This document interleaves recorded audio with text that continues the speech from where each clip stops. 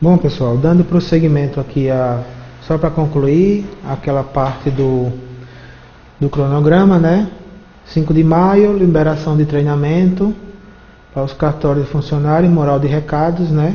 Central de sinal público. Aquilo que eu falei da conferência que um cartório deve ter quando vai acatar um título emitido por outro cartório fora da circunscrição, né?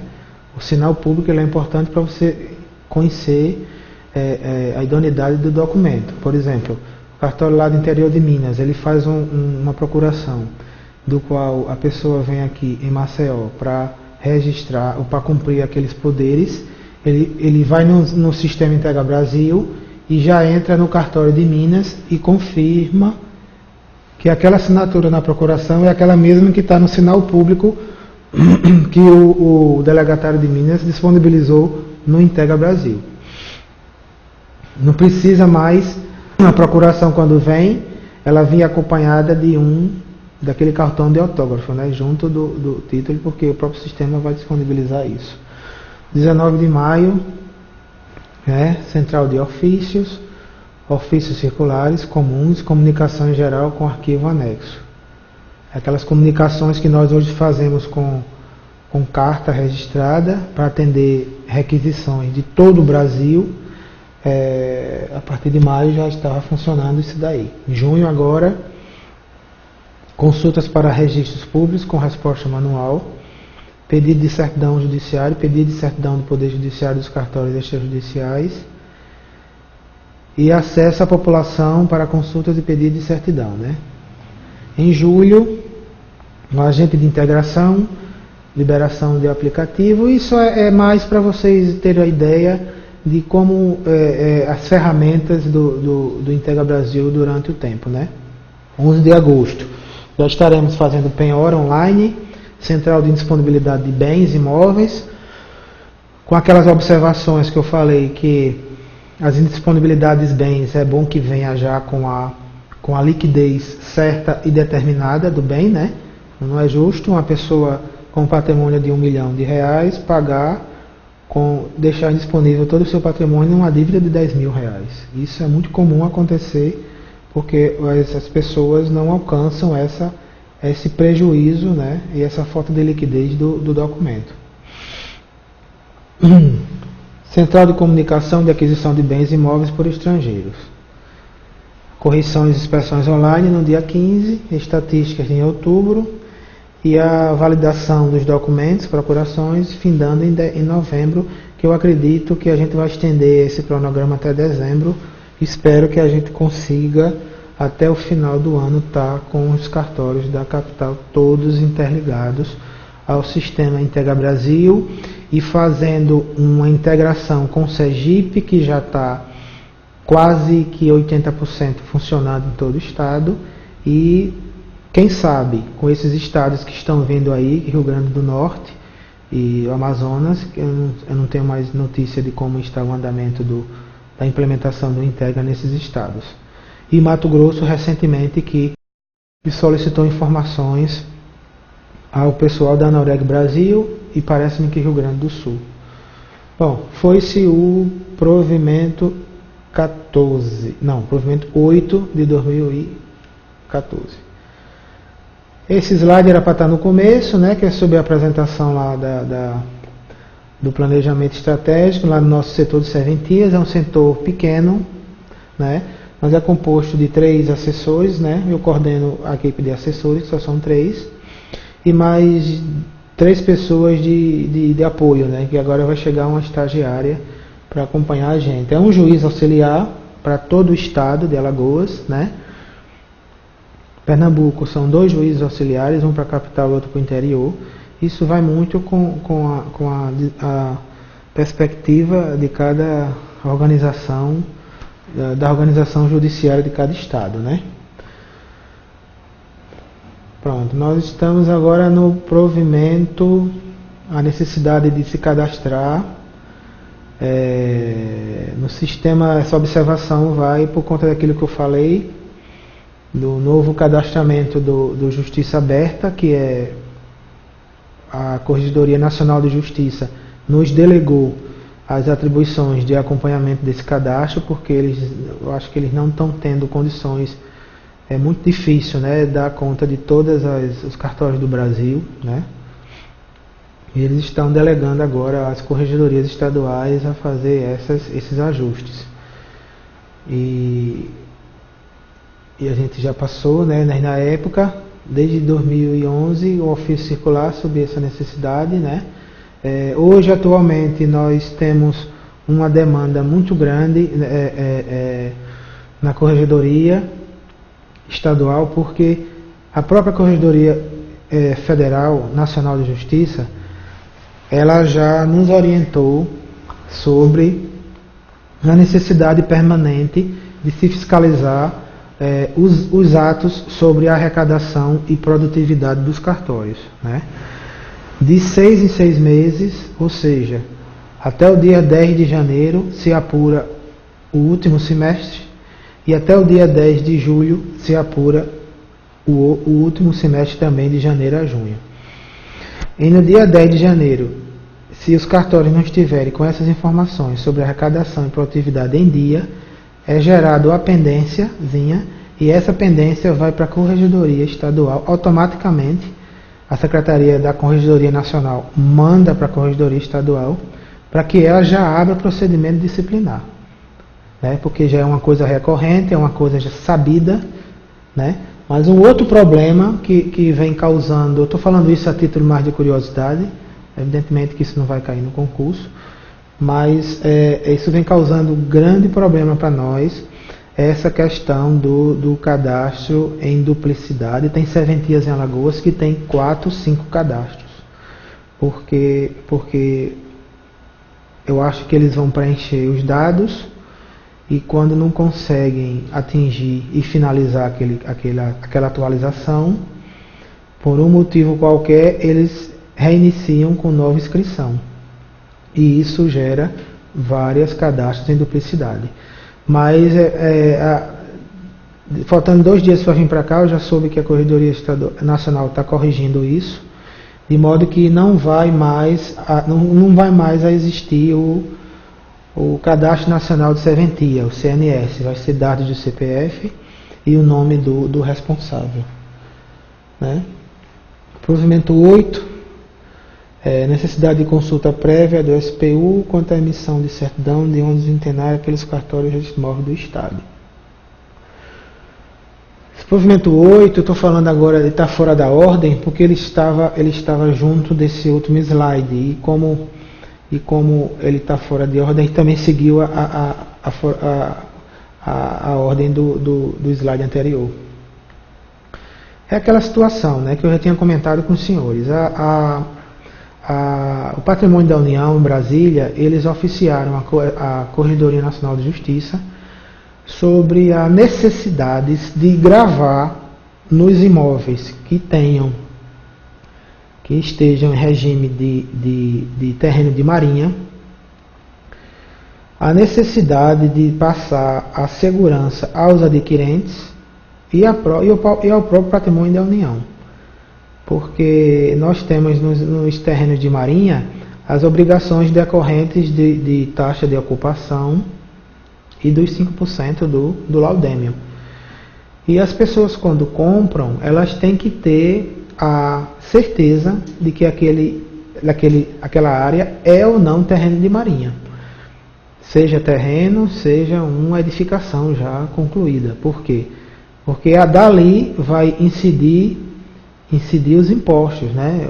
Uma pessoa que nunca pagou taxa de ocupação, quando for vender o imóvel depois de 10 anos, vai ter aquele passivo de que na certidão de ônus não tiver a informação sobre que aquele terreno é ou não de marinha, como é que o adquirente vai saber e como é que o cartório de notas vai lavrar a escritura sem exigir o devido recolhimento do que está lá pendente com o Patrimônio da União, né? Então, esse provimento foi para isso, né? Dispõe sobre a prévia consulta a Secretaria do Patrimônio da União acerca dos imóveis de domínio da União, quando da expedição de certidão de ônus vintenária, e adota outras providências. Ou seja, Se os senhores forem comprar uma área que seja marinha, ou presumidamente de marinha, ou com área remanescente de marinha, tem que se fazer a consulta, o próprio cartório de registro de imóveis faz a consulta, para que o Patrimônio da União responda se aquela área é ou não de marinha. Eles colocam com letras garrafais no título, se for de marinha, se não é. Se for, vai ter que incidir aquelas obrigações que eu falei para os senhores. Se não for, vai ser vendida do mesmo jeito. O interessante é que essa exposição, né, da linha da pré-amar, dos 33 metros, é uma coisa que ninguém entende. Eu, particularmente, é uma informação 100% técnica, né, do pessoal do Patrimônio da União, que aquela área da pré-amar a gente não sabe como identificar, né? Porque lá em Maceió, por exemplo, nós temos prédios à beira-mar que não são terreno de marinha. E temos moradias na parte alta da cidade que por lá passa um determinado rio que é terreno de marinha. Então, esse critério da pré-amar de 33 metros, ele já foi de há muito suprimido, porque é da década do século XIX, né? Então, a gente não sabe como é que se taxa se aquele terreno é de marinha ou não. Acompanhado das plantas, né? Os cartórios terão que dar conta, né? No início deu muito trabalho isso daí, lá na corregedoria, porque foi em 2011, nós tivemos várias reuniões com o Patrimônio da União, com a ANOREG, né? E como foi praticamente uma imposição da Corregedoria Nacional, nós tivemos de editar esse provimento, lembrando que Alagoas foi o primeiro estado a fazer esse provimento, segundo a própria advocacia da União. O Patrimônio da União declarou no encontro do IRIB que teve em Alagoas no final de 2012, lá em Maceió.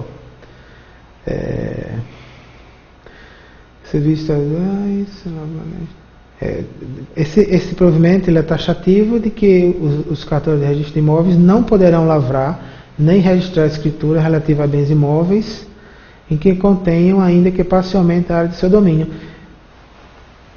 Escrituras, porque os cartórios de notas também não poderão fazer as escrituras se na certidão de ônus não tiver essa informação. Então não é só o cartório de registro de imóveis que não vai poder fazer, é o de notas também. Se for uma área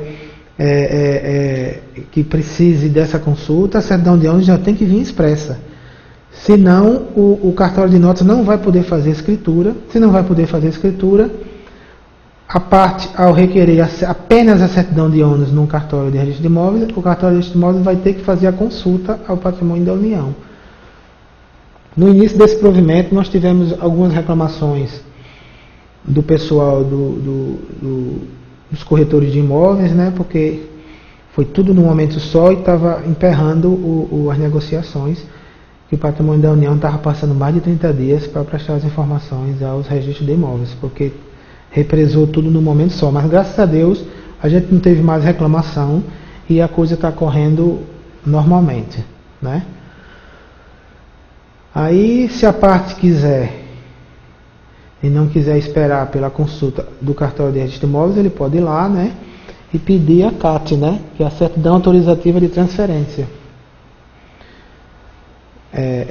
que também que autoriza imóvel no caso em que o imóvel não seja terreno de marinha.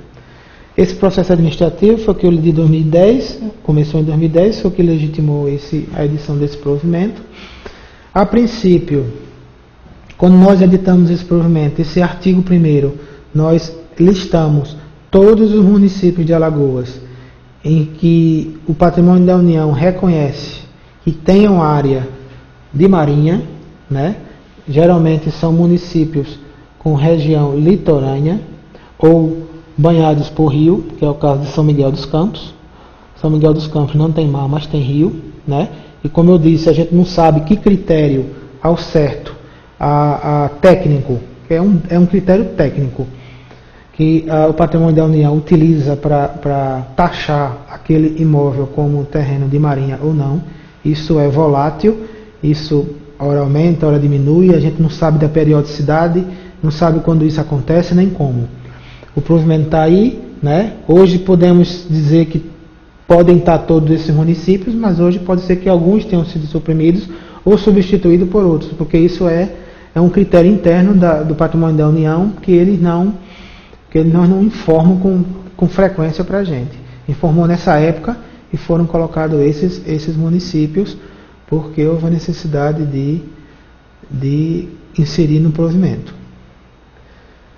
Por exemplo, Delmiro Gouveia. Delmiro Gouveia também não tem praia, mas é rio, né? Então, ou rio ou mar.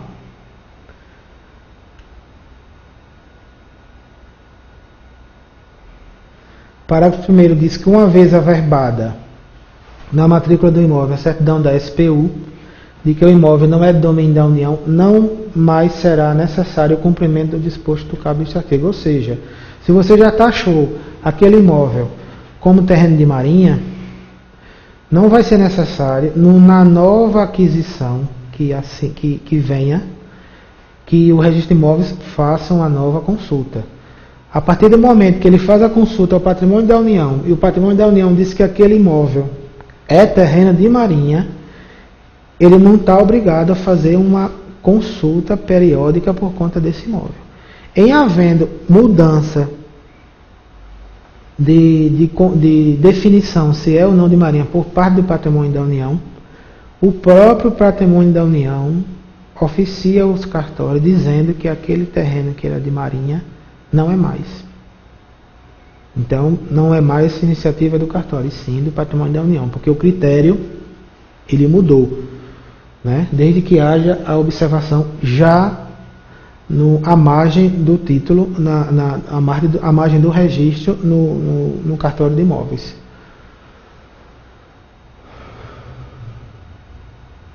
O que eu exatamente falei, o parágrafo 2º. Ficam excluídos da determinação contida no caput os imóveis situados nos bairros ou localidade em que a SPU informar ao respectivo serviço de registro que, notadamente, não são de domínio da União. Parágrafo 3º. Nos casos em que a SPU emitir a certidão de domínio informando que, presumidamente, a área do imóvel é de domínio da União, o registrador também fica obrigado, antes de efetivar qualquer ato correlato a ele referente a observar o procedimento previsto no caput. Sobre esse parágrafo 3º, o registrador...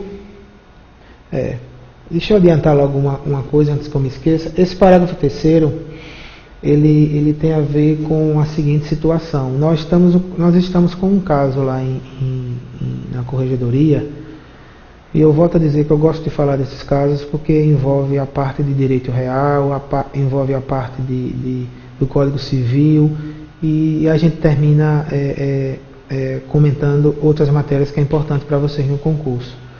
Nós estamos com um caso lá na corregedoria em que uma construtora ela adquiriu um terreno que é banhado por rio e mar, portanto 100% de marinha, e ela começou a construir casas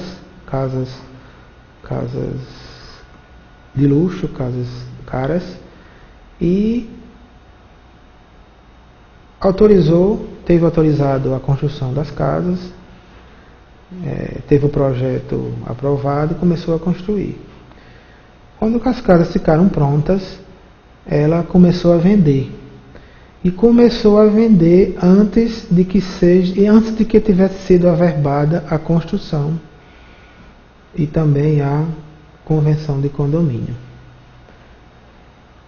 Quando as partes foram comprar as casas, elas foram à Caixa Econômica Federal não me lembro se foi a Caixa Econômica Federal, mas parece que teve um ou dois casos da Caixa Econômica Federal, foram ao agente financeiro e obtiveram os respectivos financiamentos, né? E Quando a construtora foi averbar a construção, o cartório de registro de imóveis não aceitou. Por quê? Porque a garantia da compra daquela casa era de um bem que pertence ao patrimônio da União. E o Código Civil é bem claro que você não pode empenhar ou dar em garantia hipotecária aquilo que não é seu. E gerou esse impasse, né? Hoje as construtoras em Alagoas estão tendo todo o cuidado quando vão edificar qualquer empreendimento em área de marinha, porque 80 a 90% dos imóveis são financiados, e para você financiar, você não pode dar em garantia aquilo que não lhe pertence, né? Você tem a posse, mas o domínio direto é da União.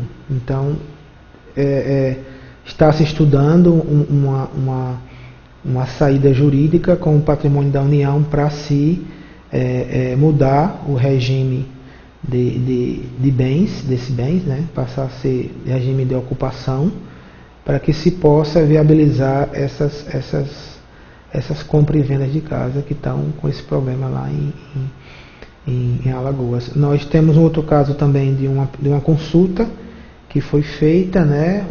A construtora ela tem de um terreno que vai construir uma edificação à beira-mar apenas 20% de marinha e 80% de particular. E nós demos uma ideia de que os 20% ele não destine como área de moradia, destine como área do condomínio, né? Porque aí não vai ser preciso você utilizar aquela área remanescente como garantia das dívidas, né? Aí fica resolvido dessa forma. Então, esse parágrafo 3º, observar o procedimento previsto no CAPT, né? A questão dos bens que são de marinha ou presumidamente de marinha, né? Tem que ter todo cuidado, porque Alagoas agora está com esses probleminhas. A certidão, né, que a gente fixou um prazo de 24 horas, que agora eu acho que está sendo cumprido, mas no início não era bem assim, por conta do volume de demandas que se represaram no momento. O terceiro é um complemento do segundo, né, em relação ao prazo. O artigo 4º também é procedimento de observância dos cartórios de registro de imóveis, né, que deverá ser observado pelos registradores daquelas localidades quando da apresentação do título para registro que tenha sido lavrado ou substanciado em certidão de ônus. É aquilo que eu disse, se a informação já está gravada na certidão, no título, já está registrada lá, o cartório não precisa ficar renovando toda vez que ele expressa uma certidão de ônus, uma segunda via, né? Que a certidão de ônus geralmente ela tem validade de 30 dias, e quando dá 31 dias a parte já vai lá para pegar uma segunda via, e não é preciso ficar renovando essa solicitação. Aí, a partir daí, quando ele grava, passa a ser ônus do patrimônio da União. Pronto, o artigo 5º é aquela explicação que eu dei a vocês, né? Determinar os notários e registradores que se abstenham de lavrar ou registrar qualquer ato que importe em transferência ou gravame de imóvel de propriedade da União. Gravame, certo? Gravame é garantia real. Vocês regime de alienação fiduciária, regime de hipoteca, né? Garantia do credor, né? Gravame de imóvel, o que contém, ainda que parcialmente, a área de seu domínio sem a prévia certidão autorizativa CAT. Quer dizer, o patrimônio da União, para se registrar qualquer imóvel ou colocá-lo com gravame, tem que ter a certidão autorizativa da União, né? Ainda que parcialmente. Aquilo que eu falei daquele terreno em que a construtora está apenas destinando 80% do imóvel à construção das unidades e 20% para a área comum do condomínio. Esse condomínio está em vigor, trouxe um alento para o patrimônio da União, né?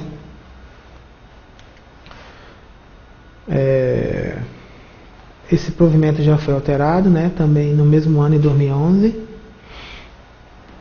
que é aquilo que eu falei para vocês, a linha da Preamar Média de 1831, aguardando comunicação oficial da União acerca da alteração na situação do bem, após demarcação, homologação e aprovação da linha da Preamar Média.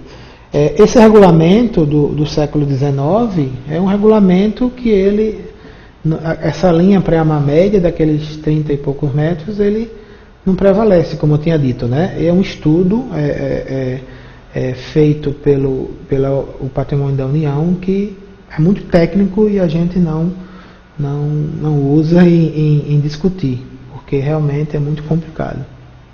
Mas essa alteração aí, ele fala que nos casos em que a Secretaria do Patrimônio da União emitir certidão informando em que área do imóvel é presumidamente de domínio da União ou presumidamente próprio, o registrador averbará a informação na matrícula do bem, se abstendo de realizar nova consulta. É a mesma coisa daquele outro artigo. Só incluiu as duas situações. Realizar nova consulta para a prática de atos de sequência, aguardando comunicado oficial da União acerca da alteração da situação do bem, após demarcação, homologação e aprovação da LPM. O artigo 5º também, os notários e registradores deverão se abster de lavrar ou registrar qualquer ato que importe em transferência ou gravame de imóvel e propriedade, o que contenham ainda que parcialmente a área do seu domínio, sem a prévia certidão autorizativa CAT. Aquilo que eu falei anteriormente, só que esse artigo foi alterado com essa última disposição, exceto se a União, por certidão, determina a isenção da apresentação da CAT. É uma deliberação da União. Ela é que vai dizer se naquele imóvel ela pode ou não se restringir a apresentar a certidão. Foi isso que foi feito em estrito cumprimento do que foi requerido do Patrimônio da União lá, a Corregedoria Nacional de Justiça. Bom, vamos abordar agora a questão do provimento 4, que dispõe sobre os valores referentes aos registros de incorporação imobiliária ou especificação, verbação, instituição de construção e condomínios. Ora, até a edição desse provimento, em Alagoas e principalmente em Maceió, não existia teto para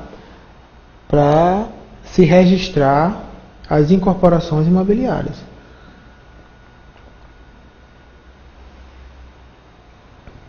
Nós temos um cartório,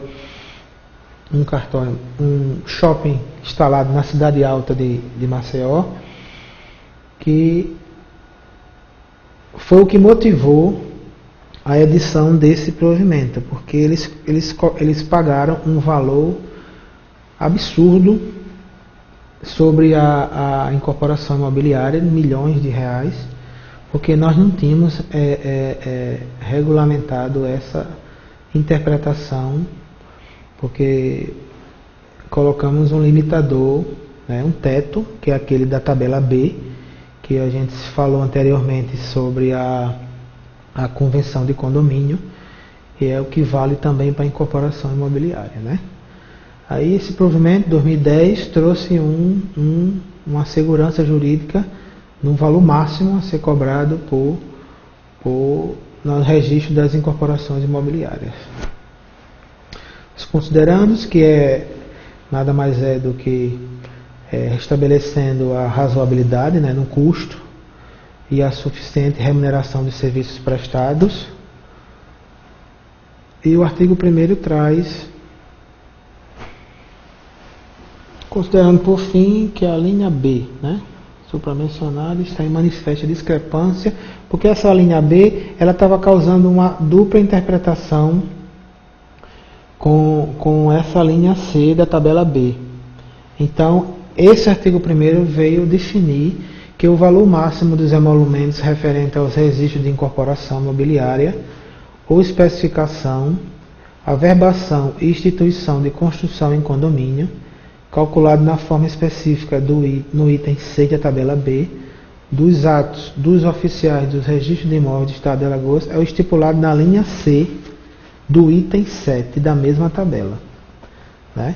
Então esse provimento apenas veio definir qual é a base de cálculo dentro daquela mesma hipótese de incidência, né, em que se enquadra na referida tabela B. O artigo 2 diz que qualquer cobrança de emolumento divergente ao que preconiza este provimento acarretará naquela questão da infração disciplinar prevista no artigo 30 da Lei 8935, né? Então vamos aqui ver a situação. Esse é o valor máximo, né, para se cobrar do registro das incorporações imobiliárias, né? E que não tinha essa interpretação, porque justamente eles remetiam àquela outra tabela que não falava de teto máximo. Então por isso que gerou toda essa polêmica. Mas esse provimento não foi questionado judicialmente, nem foi objeto de nenhum recurso administrativo na corregedoria, permanece em pleno vigor sobre esse valor máximo das incorporações imobiliárias. O provimento 15 de 2010, agora estou falando agora de trás para frente, né? A gente falou dos provimentos de 2011, 2012, 2014, 2013, estamos voltando para 2010, porque a gente entende que esses mais recentes, que foram os mais, que estão com as matérias mais recorrentes, é que a gente quis dar uma atenção imediata. O provimento 15 de 2010, ele determina a notário registrador a obrigatoriedade da lei, que é a questão dos imóveis adquiridos por estrangeiros, né? As informações trimestrais,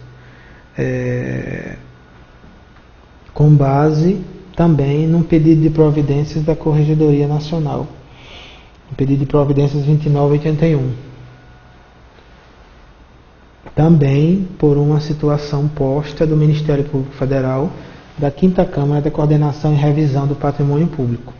Então, existe a obrigatoriedade hoje de todos os cartórios de registro de imóveis enviarem à Corregedoria trimestralmente sobre a realização ou não de registro de bens adquiridos por estrangeiro. Aí nós remetemos para aquela situação, né,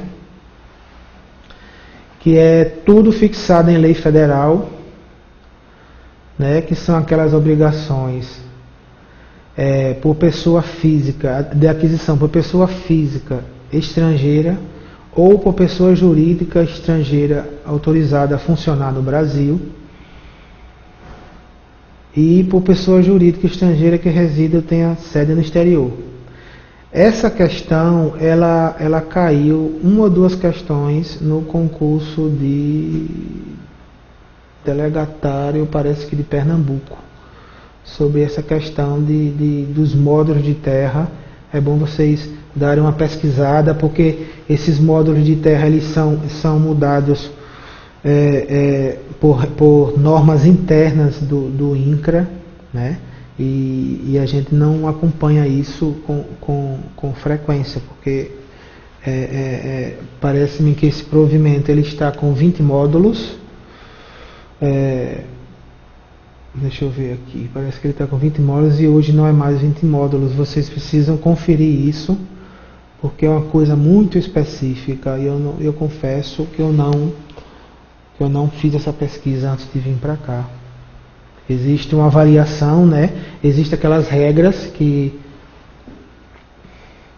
pessoa física, de pessoa jurídica, de finalidade do projeto, né? De projeto de agricultura, de pecuária, tem que ser destinado para isso. E isso tudo é legislação federal que regulamenta. A Corregedoria apenas regulamentou, repetindo o que a norma federal já prevê. Então é bom vocês verem essa questão lá, o que é que diz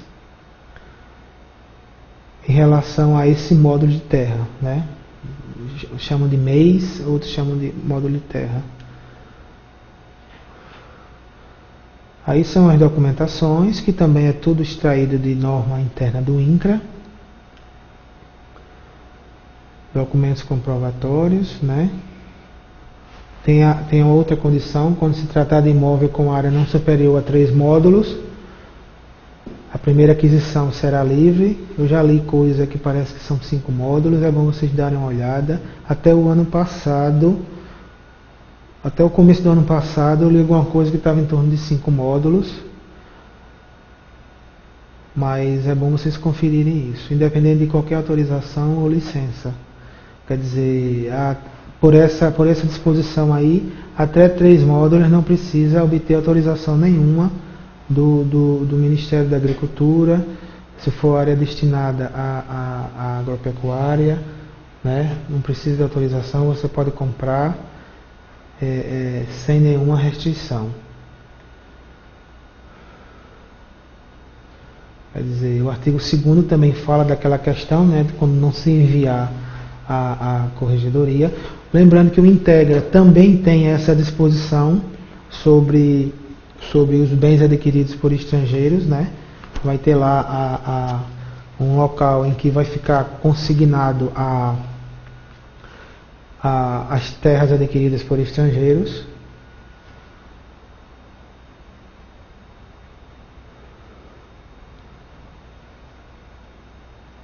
Aquela restrição, né, quando o imóvel for declarado como área indispensável à segurança nacional, isso tudo está na legislação federal, né? A gente está fazendo aqui uma rápida panorama, porque pode ser que tenha alguma coisa, alguma peculiaridade de Alagoas, mas é tudo de legislação federal.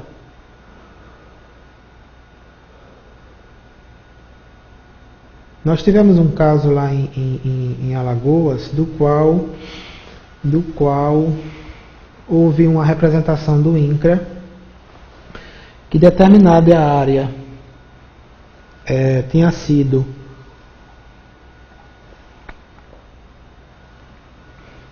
adquirido por empresa estrangeira com uma área para ser destinada a um empreendimento hoteleiro. E o INCRA disse que aquela área foi comprada sem autorização do INCRA. Uma área enorme. Uma empresa estrangeira, 2 empresas estrangeiras e com capital social maior pertencente a eles. E esse cartório no município lá de Alagoas não teve o cuidado de observar. Só que aí teve a seguinte questão. Vocês estão lembrados que no começo da aula eu disse que era comum a corregedoria encaminhar os processos para o juiz do interior, onde está localizado o imóvel, ele fazer o procedimento, né? E devolver para a gente em caso de penas mais severas e em caso da complexidade do objeto, né? Que isso é o juiz sozinho não tem como fazer. E nós encaminhamos para o juiz e depois de algum tempo ele apurou que a questão da responsabilidade disciplinar do cartório, que é até onde a gente alcança, né? Até onde a gente pode alcançar, a gente não vai declarar a nulidade daquela aquisição, porque isso é matéria a ser discutida na justiça. Mas a gente vai atacar a consequência da unidade, daquela nulidade, que é a responsabilidade do cartório, independentemente se tenha ou não decisão transitada em julgado, né, sobre a nulidade daquela aquisição. A gente vai proferir uma decisão disciplinar. Essa decisão disciplinar pode ou não aproveitar como fundamento da decisão do magistrado, e geralmente aproveita. Nós proferimos agora uma decisão no município de Maceió, em que obrigatoriamente nós tivemos de apreciar a legalidade, a idoneidade e a legitimidade daquele ato feito pelo cartório de registro de imóveis, porque a gente tinha que chegar a esse ponto para alcançar se ele teve ou não responsabilidade disciplinar para aquilo. E nesse caso, nesse outro caso, entendemos que tinha responsabilidade. Por isso que nós, inevitavelmente, tivemos de mencionar que aquele título é nulo de pleno direito.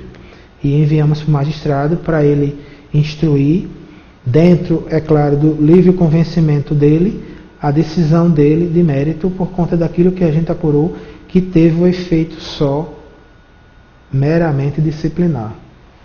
Em relação a esse outro caso que eu falei, que a gente enviou para lá, o magistrado restou prejudicado a questão da responsabilidade. Por quê?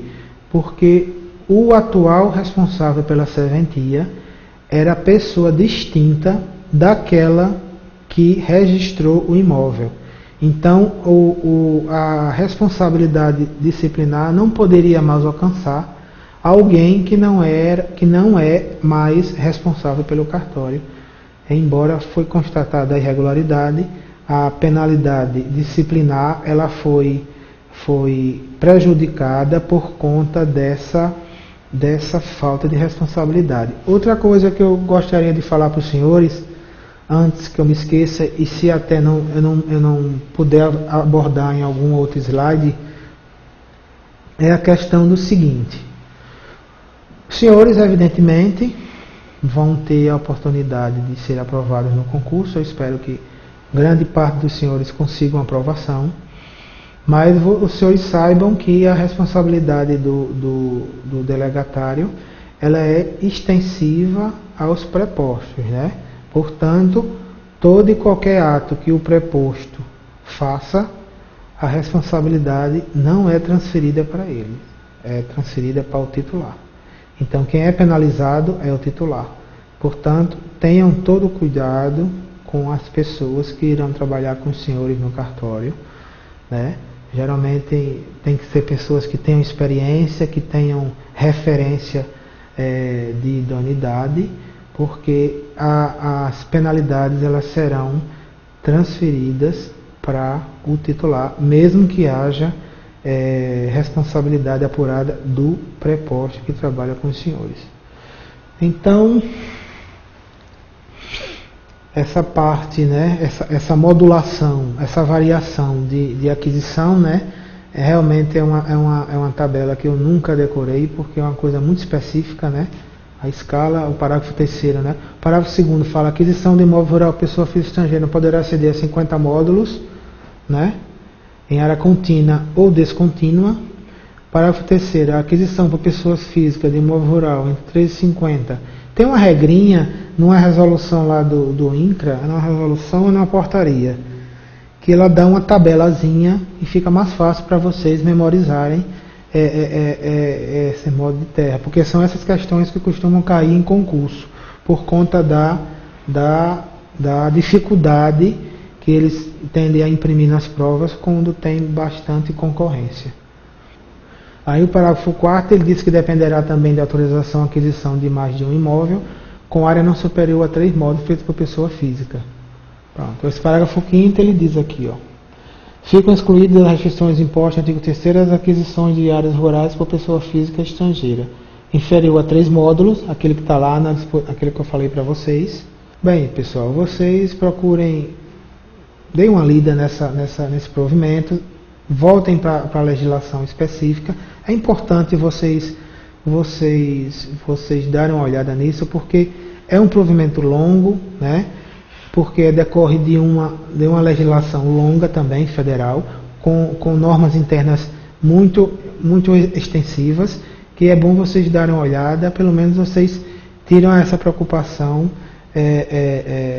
de vez da cabeça, né? Ele já elenca como a aquisição, arrendamento, pessoa jurídica estrangeira de área superior a 100 módulos de exploração indefinida. Tem que se alcançar, entender o que é essa exploração indefinida, né? Como é que você vai admitir que você vai destinar, que você tem que destinar a definição do seu empreendimento, qual é a finalidade, se é área agropecuária, se é área hoteleira, e ao mesmo tempo que ele admite de exploração indefinida, aí deixa realmente as pessoas em dúvida de como se reportar nesses casos, né? O artigo 5º, por fim, trata da questão específica da nulidade, né? Quando o título ele viola as prescrições legais, e foi com isso que o INCRA, quando fez a representação desse município do interior, ele se reportou sobre a nulidade do título, né? Mas como a gente não podia declarar a nulidade daquele título, a gente pediu ao juiz que fizesse a apuração disciplinar, e parece-me que a nulidade dos títulos está sendo discutido na Justiça Federal, né? Pelo interesse da União, pelo foro de atração da União em relação à nulidade daquele empreendimento. Bom, em relação a esse provimento, são essas observações. Eu gostaria de fazer mais um intervalozinho para a gente tomar uma água e voltamos já.